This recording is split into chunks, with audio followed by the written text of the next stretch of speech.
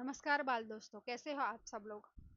आप सब लोगों ने तो वो गीत तो सुना ही होगा कि वैष्णव जन तो तैने रे कहिए जे पीड़ पराई जाने रे।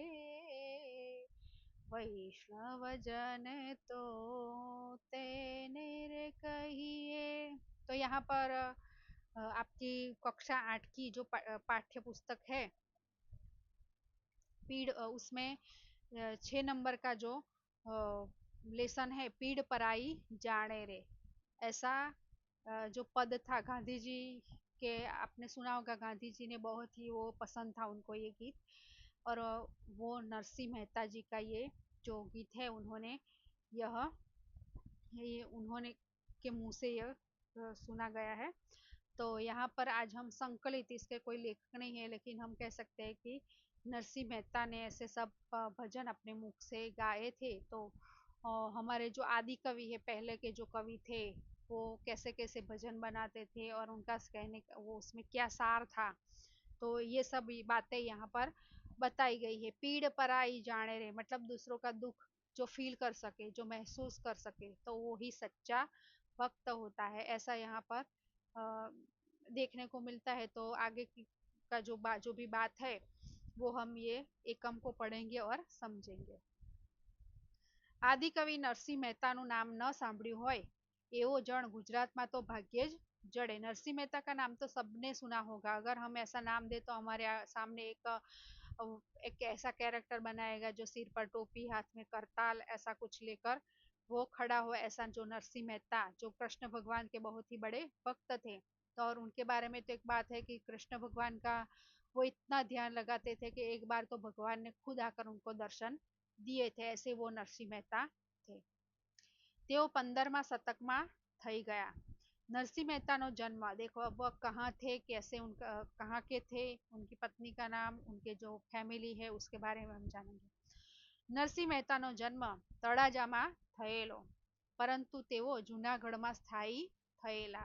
तळाजा और जूनागढ़ ये सब हम जो सौराष्ट्र है उसकी तरफ के ये सब गांव है। जूनागढ़ तो आप सब लोगों ने देखा होगा। तड़ाजा, वहाँ पर तड़ाजा नाम का जो शहर है वहाँ पर नरसिंह मेहता का जन्म हुआ था। તેમના માતાનું નામ દયાકોર અને પિતાનું નામ કૃષ્ણ દામોદર।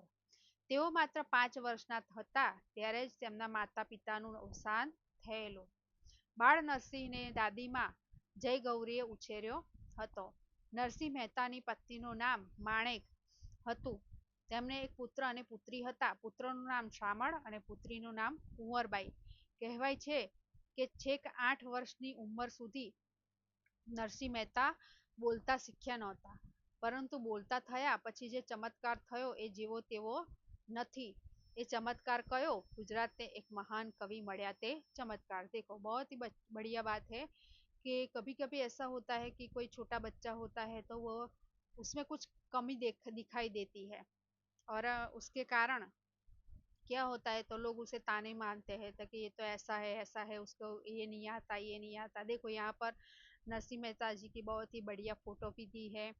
और उनके बारे में जब हमने पढ़ा कि उनकी मम्मी, माता का नाम, पिता का नाम, पत्नी, एक लड़का एक लड़की, ये सब भी उनके जीवन के बारे में यहाँ पर बताया गया है। और बहुत ही जो बात, एक बड़ी बात है कि 8 साल तक, आज तो बच्चे 2-3 साल के हो जाते हैं, बोलने लगते हैं, लेकिन 8 साल के हुए तब तक उन्होंने बोलना नहीं सीखा था। तो जब भी हम सोच सकते हैं कि 8 साल तक नहीं बोले और उन्होंने जब बोलना शुरू किया, तो आज भी कितने साल हो गए, सालों बीत गए, फिर भी हम आज उनके पद आज भी गाते हैं। तो कभी कभी कमजोरी भी कभी कभी ताकत बन जाती है। एक बार नरसिंह ने भाभी मेणु मार्યું એટલે તેઓ વનમાં ગયા। એક શિવાલયમાં રહીને ભગવાનની ઉપાસના કરી। એ સાધનાથી જાણે ચમત્કાર થયો। પાછા ફર્યા ત્યારે નરસિંહ બદલાઈ ગયા હતા। તેમની આર્થિક સ્થિતિ નબળી જ રહી, પરંતુ હંમેશા એ પ્રસન્ન રહેતા અને પ્રભુ ભક્તિમાં લીન રહેતા। દરરોજ સવારે પ્રભાતિયા गाता गाता जूनागढ़ दामोदर कुंड में नहावा जाता था। देखो, हमने पहले ही देखा कि उनके माता पिता नहीं थे, तो उनकी जो भाभी थी वो उन्हें कहती थी कि कुछ करते नहीं है, पूरा दिन बैठे रहते थे। तो ये सब सुनकर उन्होंने क्या किया, तो जंगल में चले गए और वहां पर जो शिव जी का एक मंदिर था वहां पर जाकर उन्होंने साधना की, तपस्या की, और बहुत ही बड़ा बदलाव उनके जीवन में आ गया। और वो क्या होता, तो प्रभु भक्ति में लीन रहते, पूरा पूरा दिन भजन गाते, और सुबह होते ही प्रभातिया, मतलब सुबह क्या होता था, तो सुबह के जो बड़ी सवेरे सवेरे जो गीत गाते हैं उसको प्रभातिया बोलते थे। तो वो सुबह सुबह के जो गीत गाते थे, और जूनागढ़ में जो आज भी दामोदर कुंड है तो उसमें भी वो नहाने जाते थे। और जो प्रभातिया उसमें से एक प्रभातिया यहाँ जागने जादवा कृष्ण गोवाड़िया तुझे विना देन माँ कौन जासे। आप गुजराती में ये यूट्यूब पर सर्च करके सुन सकते हैं। अगर आपको समझ ना आए हिंदी भाषी को, फिर भी वो सुनने में बहुत ही इतना कर्णप्रिय लगता है कि सुबह सुबह जब हम उठते हैं तो ये गीत इसके लिए बना है कि कृष्ण भगवान जब गाय को लेकर चराने जाते थे तो उनकी माता जी उनको कैसे उठाती होंगी। तो आज तो हम अलार्म के द्वारा जाग जाते हैं, कभी कभी हमारी मम्मी हमें चिल्ला चिल्ला कर उठाती है, लेकिन वो जो समय था उसमें ऐसा प्रभात किया, मतलब प्रभात मतलब सुबह सवेरे का जो वक्त होता है उसको प्रभात बोलते हैं। तो ऐसा प्रभातिया गाकर जसोदा मैया कृष्ण को जगाती होंगी। तो ऐसा यहाँ पर नरसिंह मेहता ने ऐसा एक पद भी बनाया है। तो वो कितना बढ़िया होगा कि सुबह का जो समय है सूर्योदय के पहले का, तो उस समय ऐसा गीत गाते थे। નરસિંહ મહેતાને સૌ પ્રેમથી નરસૈયો કહે છે। એ नाम એમણે પોતે પોતાના પદોમાં વાપર્યું છે। ભણે नरसैयो એનું दर्शन करता। हम देखते हैं कि कोई भी रचना हो तो बाद में लास्ट में क्या होता है, तो उसका लेखक या कवि का नाम आता है। तो नरसिंह मेहता का जो शॉर्ट में उनका नाम था तो उनको क्या कहते थे, नरसैयो बोलते थे। तो नरसैयो कहे છે। આમ એમણે પોતાના પદોમાં વાપર્યું છે। जो उनके पद है उसमें उन्होंने लास्ट में लिखा है कि भणे नरसैयो एनु दर्शन करता कूड़ एक पोतेर तार्या रे। भणे नरसैयो मतलब नरसई ऐसा बोल रहा है कि अगर भगवान के दर्शन हो जाए तो क्या होगा, तो 71 उसके जो पीढ़ियां है वो आबाद हो जाती है। ऐसी लेखक ने बात करी है यहाँ पर। ने एवी ज बीजी पंक्ति, नरसैयाना नाथ पासेथी नागणे नाग छोड़ावियो क्या अजाणी छे। आप सबने सुना होगा जब कृष्ण भगवान छोटे थे तो वो जो एक वासुकी नाग है उसके साथ उन्होंने युद्ध किया था। तो वो टाइम का जो पूरा जो होता था वो उसके बारे में भी उन्होंने अपना एक पद बनाया है कि कृष्ण भगवान कैसे उसको छुड़ा, नाग के पास जाकर उसको मारकर जो बॉल लेने के लिए वो नदी में गिर गया था, वो जो लेने के लिए जाते हैं, तो वो ये सब आप अगर सर्च करके सुनेंगे तो बहुत ही बढ़िया ये सब पद है। और ये पूरे सारे पद के रचयिता कौन थे, तो नरसिंह मेहता। नरसिंह मेहता आदि कवि कहवाया। आदि कवि मतलब पुराने कवि थे, बहुत ही पहले के कवि थे, जिसके बाद दूसरे कवि आज जो देखते हैं वो उनके बाद आए थे। તમે જળ કમળ છાંડી જાને બાળા કે વૈષ્ણવજન તો તેને રે કહીએ હોય કે પછી મારી हुंडी स्वीकारो महाराज रे शामड़ा।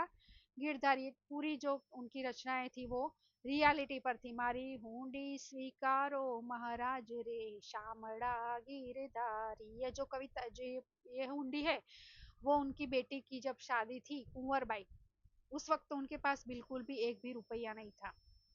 तो वो कैसे शादी निपटाएंगे, तो उन्होंने प्रभु को चिट्ठी लिखी कि प्रभु मुझे इतने इतने रुपयों की जरूरत है और आप मेरी मदद करो। तो भगवान वो उसकी मदद करते हैं। ये पूरी पूरी स्टोरिया है, अगर आप चाहे तो इसको यूट्यूब पर ऐसे सर्च करके इसको देख सकते हैं। या ऐसा नहीं करना है तो आप नरसिंह मेहता का जो मूवी है पिक्चर है उसको भी आप देख सकते हैं। हमारे पास तो यहाँ पर बहुत ही लिमिटेड समय है तो उसके में तो हम क्या करेंगे, तो आगे पढ़ेंगे और समझेंगे। Page number 46। देखो यहाँ पर बताए रेडियो के टीवी पर नरसिंह प्रभातिया प्रसारित થતા હોય છે, लेकिन मैंने पहले ही बताया कि आजकल तो इंटरनेट के युग है तो कोई ऐसा सुनने के लिए किसी के पास वक्त नहीं है। तो हम आशा करते हैं कि आप सब ये सब सुनेंगे और समझेंगे। નરસિંહ મહેતાને જીવનમાં અનેક વિપત્તિઓનો સામનો કરવો પડેલો। નાનપણથી જ તેમને ભક્તિનો રંગ લાગેલો, એટલે દુન્વયી કામોમાં એમને રસ ન પડતો। एमना घरना બધા व्यवहार पत्नी माणेक ज संभालती। देखो बचपन से ही उनको प्रभु में भक्ति में बहुत ही इंटरेस्ट था, तो वो जो दुनिया के जो कामकाज थे वो कभी भी उस पर ध्यान नहीं देते थे। तो उनकी पत्नी जो माणेक थी वही सब कामकाज संभालती थी। नरसिंह નું વૈષ્ણવજન તો તેને રે કહીએ પદ રાષ્ટ્રપિતા ગાંધીજીને બહુ ગમતું, એમણે એ પદને જગવિખ્યાત બનાવી દીધું। ગાંધી બાપુને નરસિંહ મહેતાના આ પદમાં વૈષ્ણવજનનું જે गुणवर्णन મળ્યું એના પર તેઓ वारी गया। वैष्णवजन मतलब प्रभु का जो सच्चा भक्त होता है वो कैसा होता है, उसमें कौन कौन से गुण होने चाहिए, वो सब ये पद में बताया है कि सभी लोगों का जो दूसरों का दुख है वो खुद का समझे, वो किसी के प्रत्ये द्वेष न रखे, ऐसा वो होना चाहिए। खुद गांधीजी પણ વૈષ્ણવ જન જ હતા ને। ભગવદ્ ગીતામાં દૈવી સંપત્તિના ગુણો દર્શાવવામાં આવ્યા છે। આ જ ગુણોની વાત નરસિંહ મહેતા સીધી સાદી ભાષામાં વૈષ્ણવજન તો તેને રે કહીએ જે पीड़ पराई जाने रे माँ करे छे। ये एक ही लाइन में हम समझ सकते हैं कि पीड़ पराई जाने रे, दूसरों की जो पीड़ा है वो जो समझता है वो ही सच्चा भक्त है, ऐसा यहाँ पर बताया गया है। तो भगवत गीता का सार भी हम देखें तो इसी पद से कुछ मिलता जुलता है। अगर हम इतनी डिफिकल्ट थोड़ी लैंग्वेज नहीं समझ पाते तो यहाँ पर हम ये नरसिंह मेहता का जो पद है वो सुनकर उसको समझकर ये भगवत गीता का सार उसमें समाया हुआ है, ऐसा यहाँ पर कहने चाह रहे हैं। નરસિંહ મહેતાની રચનાઓની વિશેષતાઓ ઘણી છે, એ સરસ રીતે ગાઈ પણ શકાય છે અને એમાંથી કાંઈ ને કાંઈ સમજવા પણ મળે છે। नरसिंह मेहता ने कई रचनाएं बनाई है, कई पद दिए हैं, तो उसमें कुछ न कुछ समझने की बात आती है। नरसिंह मेहताना जीवननी अनेक कथाओं गुजरातમાં જાણીતી છે, એમાંની કેટલીક આપણે જોઈએ। उनके जीवन के रिलेटेड कई स्टोरियां गुजरात में सुनी सुनाई जाती है, तो उसमें से यहाँ पर हम यहाँ पर देखते हैं।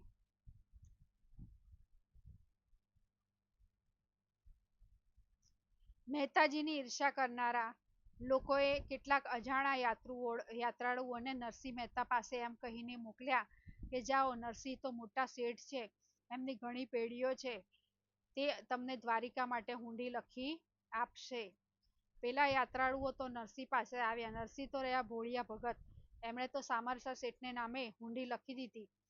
આ સામરસા શેઠ તે બીજા કોઈ નહીં, સ્વયં શામળિયા ભગવાન સામરસા બનીને ભગવાન આવેલા એ कथा खूब જ જાણીતી છે। मारी हुंडी स्वीकारो महाराज रे। मैंने पहले ही आपको बताया कि नरसिंह मेहता का मजाक भी बहुत ही लोग मजाक उनका उड़ाते थे कि बहुत बड़ा भक्त बनता फिरता है तो हम उसको उल्लू बनाते हैं। तो उन्होंने क्या किया, तो कुछ लोग जो थे उनको बताया कि वो बहुत ही पैसे वाला है, उसके पास जाओ, वो आपको पैसा देगा। तो नरसिंह मेहता के पास तो कुछ नहीं था, तो उन्होंने क्या किया, तो भगवान के नाम चिट्ठी लिख कर दी कि सामरसा सेठ यानी भगवान के पास आप जाओ, वहां पर आपको पैसे मिलेंगे।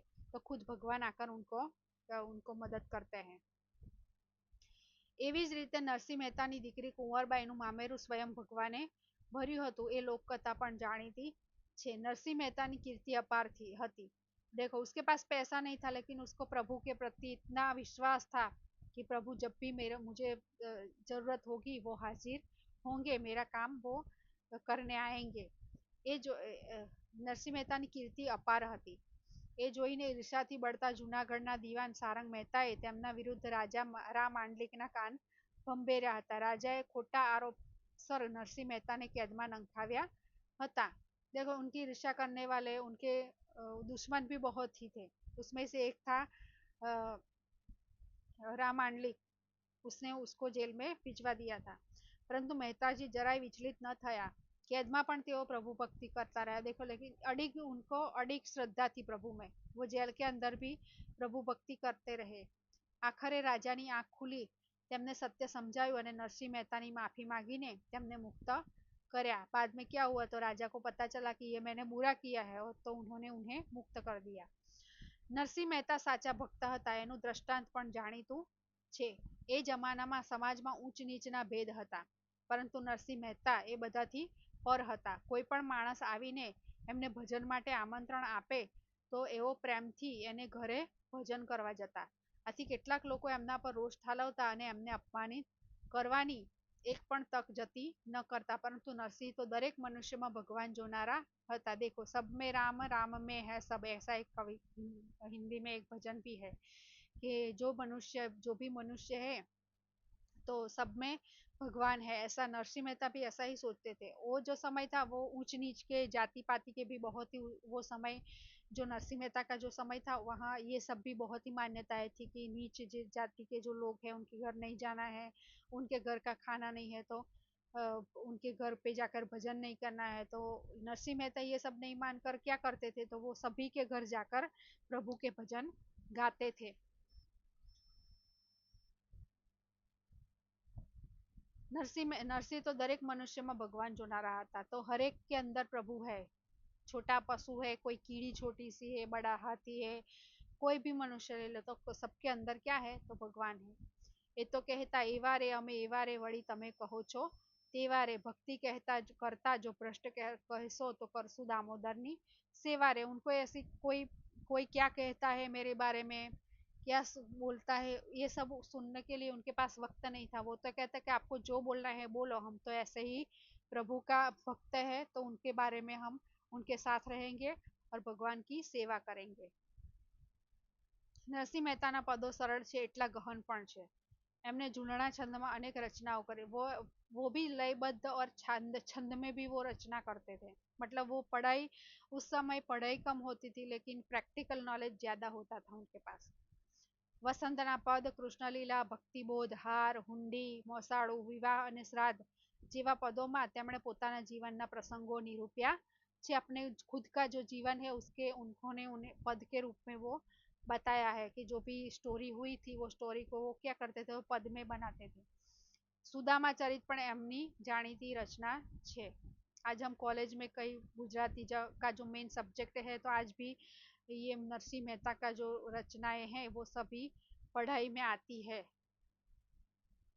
आपके जो माता पिता है तो उनके पास आप बात कर सकते, तो उन्होंने ये सब कभी कभी उसके नाम सुने होंगे।